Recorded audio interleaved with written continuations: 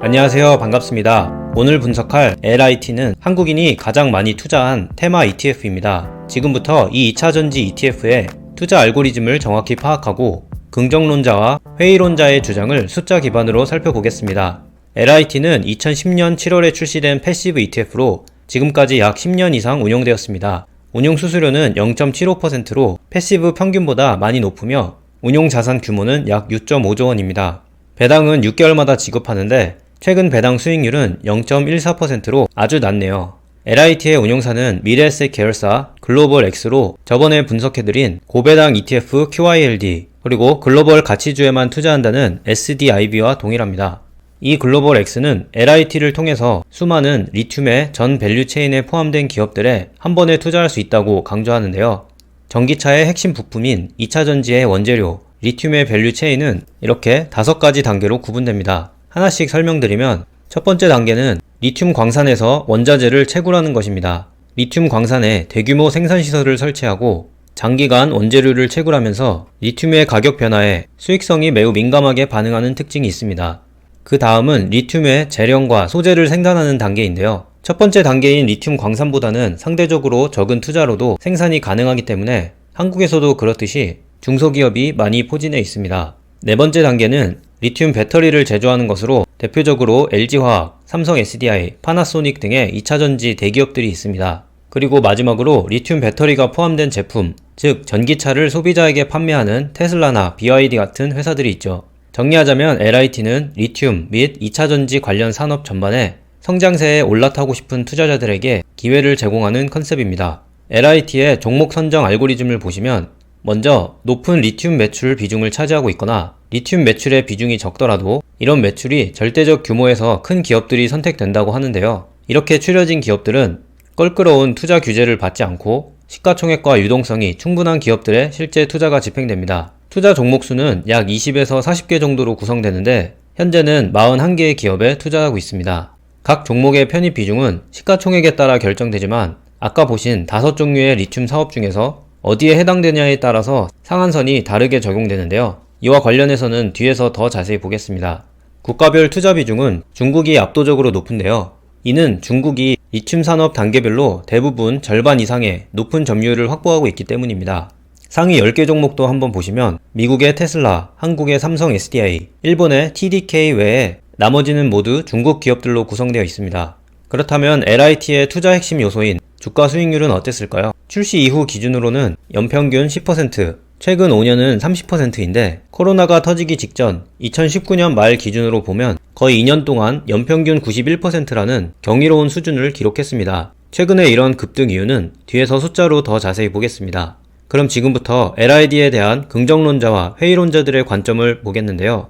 먼저 긍정론자들의 이야기를 들어보시죠. 이들은 큰 그림에서 본격적인 전기차 시장이 도래하면서 핵심 원재료인 리튬도 각광받을 것이라고 주장합니다. 최근 시총 1000조 원을 넘은 테슬라는 말할 것도 없고 아직 차량을 한 대도 인도하지 못했음에도 100조 원이 넘는 시가총액을 가진 리비안 IPO를 보면서 본격적인 전기차 시대가 이미 도래했다고 주장하는 거죠. 세계에너지기구 IEA와 블룸버그도 전기차 판매량이 2025년까지 연평균 44%, 2030년까지는 29%씩 폭발적으로 성장할 것으로 예상하고 있습니다. 그리고 전기차 배터리의 핵심 소재인 리튬의 수요도 자연스럽게 폭증할 거란 예측들이 있습니다. 이러한 리튬 강세론의 핵심을 이 그래프가 보여주는데요. 리튬 전문 리서치 기관 벤치마크 미네랄 인텔리전스는 현재 수준의 리튬 생산 계획이 이렇게 급증하는 수요를 따라가지 못할 거라고 이렇게 그래프로 보여주고 있습니다. 한마디로 공급이 수요를 따라가기 어려우니 리튬 생산량뿐만 아니라 가격도 상승할 수 있다고 보는 거죠. 두 번째 긍정적 견해는 LIT가 이렇게 유망한 리튬 산업 트렌드에 골고루 투자할 수 있는 최적의 기회를 제공한다고 주장합니다. 실제 LIT 포트폴리오에는 리튬 광산과 채굴 기업들이 가장 많은 34% 비중을 차지하고 있고 재련 소재 기업들의 비중은 25% 됩니다. 즉, 리튬 산업 밸류체인 전방에 있는 기업들에 집중 투자를 하고 있는 거죠. LIT가 이런 특성을 띠는 이유는 종목 선정 알고리즘에서 찾아볼 수 있는데요. 광산 채굴 관련 기업들은 종목당 상한선이 20%로 매우 넉넉하게 되어 있는 반면 이 나머지 부분에는 한 종목당 4.75%를 넘기지 못하도록 설정되어 있기 때문입니다. 이 알고리즘의 영향으로 이 ETF는 과거에도 알버말, FMC, SQM 같은 리튬 채굴 기업들을 상위 3개 종목으로 투자하고 있었습니다. 마지막으로 긍정론자들은 LIT가 리튬에 집중하고 있지만 다른 단계에 있는 배터리 관련 기업들에도 투자를 하고 있다고 강조하는데요. 예를 들어 2020년에 LIT가 투자한 전기차 기업들 테슬라와 BYD의 주가가 각각 8배, 5배 넘게 올랐고 삼성 SDI, LG화학 같은 배터리 기업의 주가들도 거의 3배 가까이 오르면서 LIT 주가 상승에 많이 기여했었죠. 숫자로 보면 LIT가 최근 2배 상승하는데 고작 이 4개 기업들이 44%나 기여한 셈입니다. 긍정론자들의 관점을 정리하면 미래 전기차의 핵심 소재는 리튬이며 LIT는 이런 리튬에 집중 투자하기 위해 적합하고 밸류체인 뒷단에 있는 기업들도 포함하면서 리튬과 관련된 전방위적인 노출을 제공한다는 것입니다.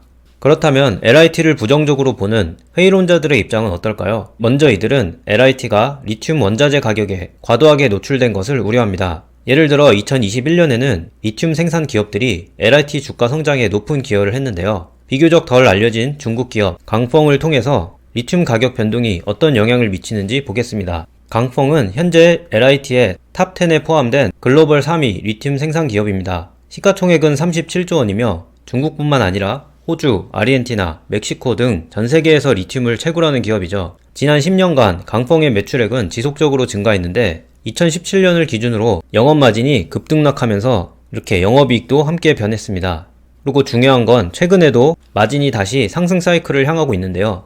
이런 마진 변동의 원인은 결국 리튬 원재료 가격의 추세 때문입니다. 강펑의 리튬 채굴 사업을 생각해보면 이 원자재 가격이 오르면 당연히 매출과 이익도 모두 증가하겠죠. 그러면 이번에는 리튬 가격이 본격적으로 상승하기 전 2015년을 기준으로 상위 4개 리튬 채굴 기업들의 주가 변화를 보겠습니다.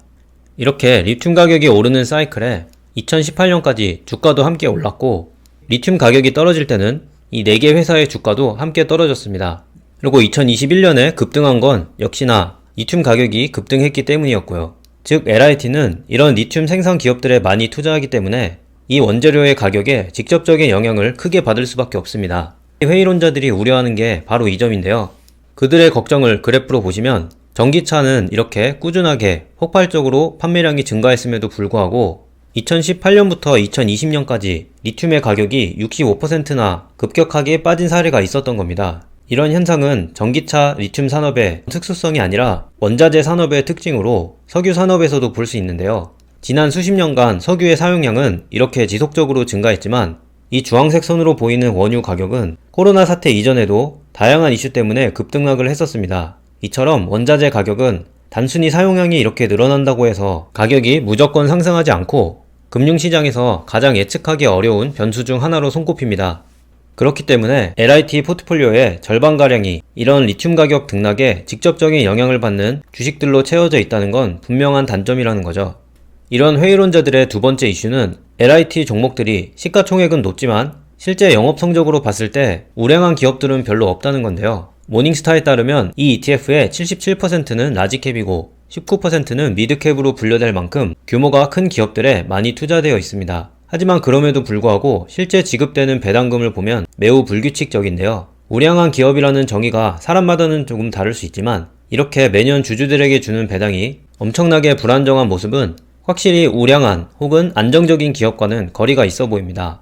그런데 회의론자들의 세 번째 우려가 가장 흥미로운데요. 바로 LIT가 제대로 된 리튬 기업들에 투자하고 있는지에 대한 매우 근본적인 불신을 제공하기 때문입니다. 예를 들어 이 표 맨 아래에 보이는 나우라 테크놀로지라는 중국 회사는 LIT의 주요 종목으로 2021년 주가가 120% 넘게 오르면서 LIT 상승에도 크게 기여했는데요. 이 회사의 이익은 2015년부터 꾸준히 우상향하고 그에 따라 주가도 함께 올랐기 때문에 마치 리튬의 유망한 미래를 대변하는 착각을 불러일으킵니다. 하지만 내막을 조금 더 뜯어보면 흥미로운데 나우라는 직접 회로 장비 기업으로 주요 사업은 반도체 장비 및 진공 장비입니다. 리튬 배터리 장비도 판매한다고 회사 웹사이트에 나와있긴 하지만 사업보고서에는 리튬 관련 사업의 매출액은 별도로 공시되지 않으며 추가적인 리튬 관련 내용도 거의 찾아볼 수 없습니다. 골드만삭스 등의 해외 IB 리서치 리포트를 보면 역시나 이 기업을 반도체 장비 회사로 분류해서 분석을 하고 리튬에 대한 언급은 아예 없습니다. 뿐만 아니라 골드만삭스의 금융 모델을 직접 확인해봐도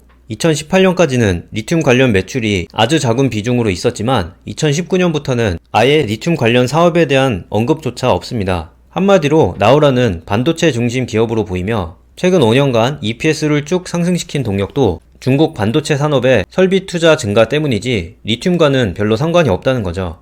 이처럼 리튬과 별로 연관성 없는 기업에 LIT가 투자해서 큰 이익을 낸 건 상당한 아이러니인데, 문제는 다른 종목들은 과연 제대로 된 리튬 기업들에 투자된 건지가 의문인 것이죠. 참고로 지난 6년간 나우라의 영업 현금 흐름은 회계상 이익의 절반도 안 되는데요. 회사가 이렇게 돈을 번다고 주장은 하는데 실제로 회사로 유입되는 현금이 이거밖에 안 된다는 거죠. 안 그래도 리튬과 별 연관 없는 중국 기업에 LIT가 투자한 건데 해당 기업의 퀄리티까지 낮은 건 이 ETF를 부정적으로 보는 또 다른 이유가 되고 있습니다. 그럼 이제 이 다양한 입장들을 정리해 보겠습니다. 먼저 긍정론자들은 전기차 시장의 성장과 함께 리튬도 각광받는다는 것, LIT가 이 트렌드에 올라탈 최적의 기회를 제공한다는 것, 그리고 리튬 관련 전방위적 업사이드를 누릴 수 있다는 것, 이런 논리로 LIT를 긍정적으로 보고 있고요. 그에 반해 회의론자들은 리튬 가격 상승에 대한 불확실성, 그리고 LIT가 지나치게 원자재 기업에만 투자한다는 것, 그리고 이런 회사들이 크긴 하지만 별로 우량하지 않은 하방 안정성이 없는 기업들이라는 것, 그리고 나우라 테크 예제에서 보신 것처럼 과연 LIT가 제대로 된 리튬 기업들에만 잘 투자하고 있는 것인지에 대한 의문이 되겠습니다.